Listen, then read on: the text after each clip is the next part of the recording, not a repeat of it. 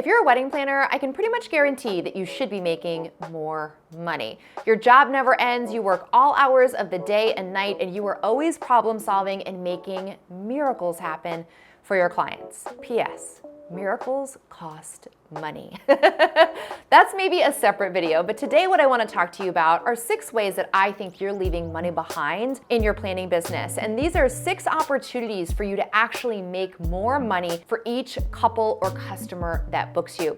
As a coach for wedding planners, I see wedding planners making these same mistakes all the time, and I don't want you to make these mistakes any longer in your business. I believe you should be paid well for the work that you do. I know firsthand what goes into planning a wedding. I was a wedding planner for over 12 years, planning luxury events all over the world. And so I know what it's like to start a business. I know how hard it is to make money in this industry. And I also know what common mistakes you might be making that you can avoid and fix and solve today after watching this video. So if you're new around here, I'm Candice Coppola. I'm your business BFF. I'm a former wedding planner and designer turned business coach for wedding pros and wedding planners. I have lots of resources for you to grow your wedding planning business. One of my favorites happens to be my community for planners, the Planners Playbook. I invite you to get on the wait list. Please come and join us. We're an amazing community of planners. I teach and educate you inside this community, and you also have access to over 150 other women in the wedding industry who are growing their business alongside yours. And I've been doing this a long time. One of the most frustrating parts of my job as a business coach is watching incredibly talented business owners and women and wedding planners make mistakes when it comes to their pricing and when it comes to charging clients for their services. So let's just dive right into 6 different ways that you are probably leaving money on the table as a wedding planner. The first is how you are actually structuring your pricing. Most wedding planners I meet charge a flat fee for their packages and services. So if somebody hires you for a month of coordination, you charge $1,500 as a flat rate. And this is a terrible, terrible, terrible pricing model. I know that when you started your business, you looked to the left and you looked to the right and you said, okay, what are they doing? Because I want to do what they're doing. So I'm going to look at my competition, I'm going to find out how much they're charging, and then I'm going to charge just a little bit lower, and that's how I'm going to start my business. Be honest. Let me know in the comments below if that's how you started your wedding planning business and how you came up with your pricing. Most planners use a flat rate model, and this is actually why most planners don't make a lot of money at planning, because flat rates can never, ever, ever, ever take into account all of the nuance that comes along with planning a wedding, whether you are just hired as a month of coordinator or you're the full service wedding planner. They can never, ever, ever take into account all of the decisions that get made along the way that affect how you, the planner, are to do your job. So when you charge a flat rate fee at the very beginning of the process, you're leaving yourself exposed to scope creep, to doing work that you were never hired for, to be working more hours than what you initially thought, and honestly, just not being paid enough to do this work. Let's be honest. Let's just be honest. You're not getting paid enough to do this work, to deal with everyone's shit. You're just not getting paid enough. And so that's why I want you to reconsider charging a flat rate. I think what's better is a percentage pricing model. And if that doesn't work in your area, it's not for everybody. You might be squeamish about it. Maybe it doesn't support the services you offer. Maybe you don't offer fuller services. Then a flat rate on a sliding scale is going to be the next best thing. It's going to be a better option for you. And so a flat rate on a sliding scale is just like, we charge a minimum, and then based on the preliminary logistics of your wedding and what we know, our rate and our fee increases. And this can be based on location, number of guests. There's so many things that go into how a sliding scale flat rate works, but that's a much better pricing model. And it's gonna help you avoid just leaving money on the table and having to do so much work for so little money. I do wanna plug a resource I have over in my shop at shop.candicecoppola.com. It's called Pricing Your Planning Services for Profit. I've written the definitive guide to pricing your planning services from start to finish. I walk you through all the pricing models, help you decide which pricing model is best, and help you arrive at a price that's based on math and data and facts and not your feelings and not your competition, but real information. So I want to encourage you to go and check that out. I've linked to it below so that you can go and have a look and make sure that you use our coupon code over on the shop. You'll save 20%. So definitely be sure to pick that out. So this is one place where I see wedding planners making huge mistakes when it comes to pricing and just leaving money on the table. It's charging a flat rate. The next way that you're leaving money on the table as a planner is just offering day of or month of coordination. When you start your business, this is a very popular service to offer because it's the quickest route to your first client. It's cheap, it's cheerful. There's always somebody out there who's looking for somebody to handle the shit show of a wedding on wedding day. And guess what? You opened your business to do just that. So somebody is bound to hire you for, at the very least, a month of coordination. But it quickly becomes a hard to maintain service because it's cheap, it's not so cheerful, and if you're booking out prime weekends in the summer months, in the fall months, or in the months that are popular in your area, with month of coordination, day of coordination, you're giving away days that a full service client or a client who's willing to pay more would love to take. So if you're only really booking month of coordination or day of coordination or event management, basically limited services where you come in about 6 weeks out and take over, you're really limiting your financial potential in your business.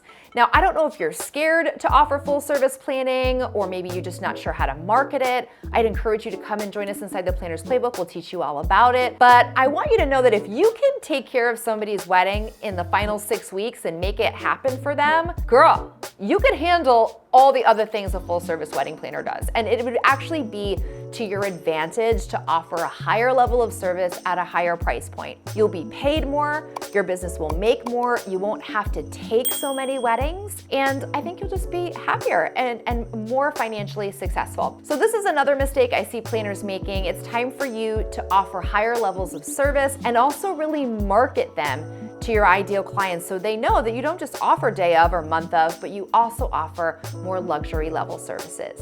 The next place where you're probably losing money or leaving it on the table as a wedding planner is not upselling your clients to additional services. I see planners doing this all the time, and it makes me sad because there are so many opportunities for you throughout the planning process to encourage your client to invest more money and get more support from you. So the easiest way for you to make money as a wedding planner or just as a business owner in general is to increase the value of a current customer. It's hard to sell to a new customer. It's hard to acquire a new customer. It takes money, it takes time, it takes effort. But if someone has already hired you to plan their wedding, they already know how great you are. They've already given you their credit card. They already have said, like, I'm buying from you. So the easiest way for you to make more money is to sell to your existing client base.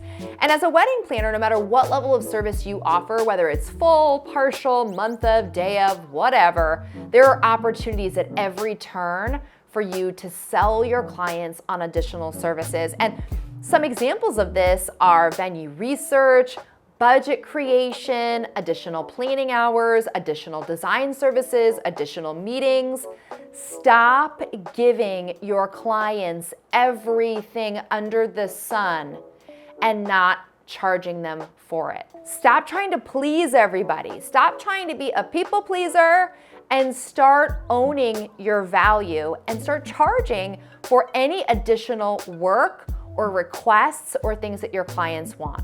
Trust me when I tell you they can afford it. And if they can't afford it, well, guess what, sister? They can figure it out. That's not your problem. That sounds like a them problem, not a you problem, because you have your own stuff you need to afford, whether that's Louis Vuitton bags, rent, your car payment, I don't know, whatever. The Planner's Playbook. Shameless plug. You have your own things that you need to afford, your own bills to pay. And so if the client can't afford to pay for upgrades and services, well, girl, they're gonna have to figure something out. They're either gonna have to find the money or they're gonna have to do it themselves. But what won't happen anymore is you will not be giving away your services for free just to make everyone happy. Be very clear about the scope of work you're being hired to do and recognize that throughout the planning process, there are many opportunities for you to upsell your client on additional services.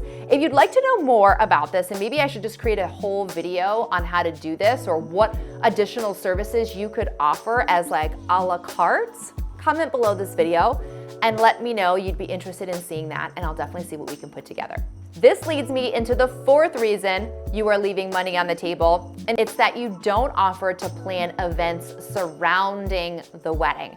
You don't offer to plan the rehearsal, you don't offer to plan a welcome party, a brunch, a bridal shower, a bachelorette. I mean, there's so many different places people spend money around a wedding, throwing additional parties, that you should be involved in some, if not all of these. And I think the biggest mistake planners make is they just don't let clients know that this service is available. So clients hire you to plan the wedding and then they think, okay, you're just wedding focused, you're just totally focused on the wedding, nothing else. They don't know that you would be open to planning the rehearsal, you'd be open to doing the brunch or maybe another event, the engagement party. You have to educate your clients and let them know what their options are.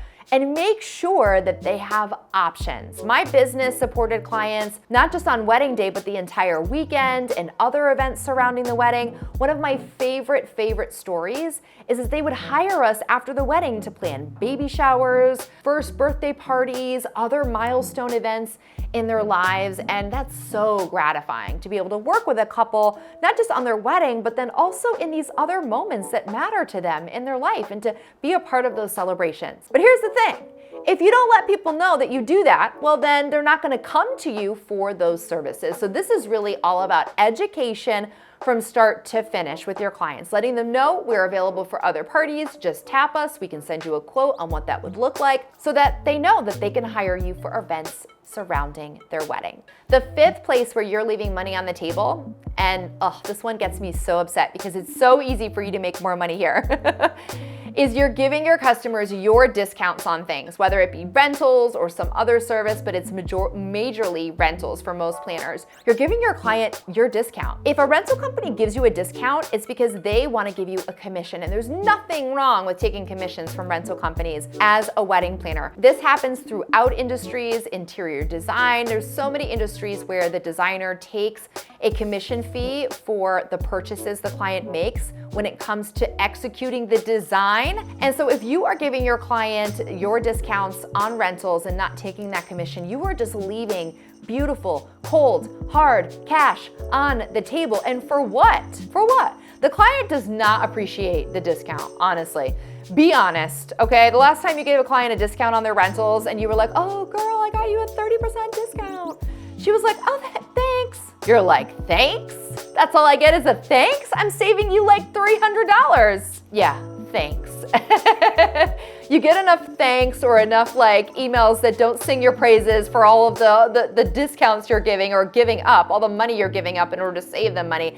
It will teach you a lesson. Rentals are an amazing place for you as a planner to make more money in your business. When I added rental revenue to my planning business, I doubled my income. Let me repeat that. When I added rental revenue to my planning business, I doubled my income. I doubled it. It was incredible. I learned this from the famous Sasha Souza, who taught me this at a conference, and it changed my business. I actually have a playbook all about this inside the shop. It's called the Rental Revenue Playbook. And I walk you through how to add rental revenue to your business as a revenue stream. No, you don't need to go buy linens. No, you don't need to keep cake stands in your garage. You are literally taking the commissions that rental companies have built into their price, because planners should get commissions for rentals. And you stop giving them discounts to your clients. So if you want to learn more about how to bring rentals into your business, I'm going to link to that playbook below. We've got lots of resources for you today where you can explore these topics deeper. It's available inside my shop. Now, the final reason why you are leaving money on the table, the sixth and final reason, is you have what I like to call a shitty money mindset. There's no other way to say this. Whatever your beliefs are about money, they are affecting everything that you do in your business. And let's talk about this a little bit. I saved this for last because I think that while I gave you all practical ways you're leaving money on the table, the money mindset portion of running a business is one that people don't talk about enough. And it's definitely something that holds a lot of people back from realizing their full financial potential. A mindset is just a belief that you hold, and your money mindset is your beliefs that you have around money. We form our beliefs about money and other things through how we grow up. It's what we're taught by our parents, our caregivers, the community we grow up in. And so for instance, if you grew up and there wasn't a lot of money in your house and you saw your parents always stressed about money, you might have the same reaction about money all the time. If you grew up in a house where money was abundant and you never had to worry about money, it could be that you don't maybe value money as much as somebody who didn't grow up having it. There are lots of different roads we could take on money mindset, but what it all boils down to is that you allow your beliefs and your values about money to affect how you price your services. So you push your beliefs about money onto other people. And I'll give you a terrific example. You might be in a sales call, in a consultation with a couple. It's going really great. And you might find that you always try to sell people on the lesser price service because you don't think they can afford to invest in the highest thing you offer. And so you make an assumption about how much money they have and how much they're willing to invest based on how much money you have and where you would spend your money. And I see this happen all the time with wedding planners and wedding pros alike, where you bring your beliefs about money into the sale and you devalue yourself and you position the least priced product or service in front of somebody because you think, well, this is all they're gonna spend. This is all they can afford. And so it's time for you to stop doing that. It's time for you to begin to evaluate your mindset around money. And I have an amazing book for you to check out. It's by Rachel Rodgers and it's called We Should All Be Millionaires. I think it's a fantastic book that will open your mind about your money mindset and help you make better decisions when it comes to sales, when it comes to your pricing, when it comes to having the courage to ask for more money if more work is being asked of you. Rachel inside this book just goes through all of our broke beliefs and encourages you at every stage to change the soundtracks in your head about money and develop a healthier relationship with it and to start making more of it because she believes we should all be millionaires. So I will also link to that book below, but it's an amazing book. We read it inside my mastermind. The ladies inside WPI loved it, and I think that you will really love it too. Lots of teachable lessons in there. Just a side note, but one of my favorite things that Rachel talks about is making $1 million decisions. And $1 million decision to Rachel is deciding to hire someone to come in once a week and clean your house because it saves you time and it means you have a clean house and you don't have to worry about it. That is $1 million decision. It might cost you $200 a week to have somebody do that, but it's $1 million decision you made because it saves you time and it brings joy to your life and it brings joy to your home. So there's so many fun little tidbits inside of her book that I can't wait for you to dig into. So if you feel like your beliefs about money are getting in the way of you charging more money, of you restructuring your packages and pricing, if earlier in this video, when I said that your flat rate fee is costing you money and that you should really consider percentage and you were like, oh, percentage pricing? That's scary, no. That's your money mindset, sister. You need to kick her ass to the curb and start bringing in some $1 million beliefs into your life. So if you feel like this is resonating with you, it's probably you are to blame a little bit here with your money mindset in terms of your pricing and how you're leaving money on the table. But all of this can be fixed. All of this can be relearned and reevaluated and fixed, and I promise you can make changes just like that to your pricing and to your services by just rethinking how you approach it. So those are 6 ways that you are probably leaving money on the table as a wedding planner. I'd love to know which one of these hit you the most. Which one made you feel so seen, you were like, I feel attacked. I feel totally attacked right now. Which one? Tell me in the comment section below. I want to hear how accurate I was. Maybe it was like, F, all the above. Maybe it was just every single one you felt attacked by, but maybe there was one in particular that you were like, yep, that's me. Listen, there is an opportunity for you here to make some changes and for you to actually take the money that is rightfully yours and make more money in your business. So I hope you'll take some of my advice in today's video. If you liked this video, do me a favor, give it a thumbs up and make sure that you subscribe to my channel. I post videos every Thursday like this one for wedding planners, whether you're new or you're more seasoned. All of my tips are wedding planner based, and I post them here every Thursday. Listen, my friend, I've linked to another video right here that I think you should check out, and I will see you in the next video.